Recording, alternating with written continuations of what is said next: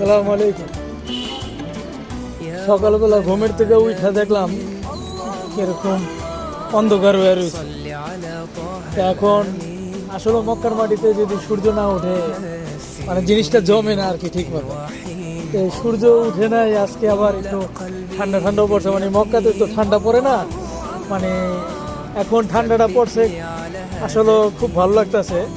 ঠান্ডা পাওয়াই যায় না। ওই যে জাবেলানুর পাহাড়, ওদিকে জাবেলানুর পাহাড়ের ওদিকে এই জায়গাটার ভিতরে আর কি আপনার এই জাবেলানুর পাহাড় যখন রোদ উঠে তখন মানে এত চকচক করে যা বলার বাইরে, খুব সুন্দর লাগে। এখন আজ সূর্য না উঠাতে মানে একবারে কিরকম স্তব্ধ হয়ে রয়েছে।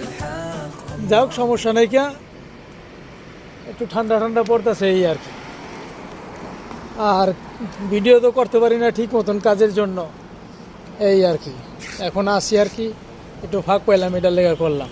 তো ভালো থাকবেন সবাই, আসসালামু আলাইকুম।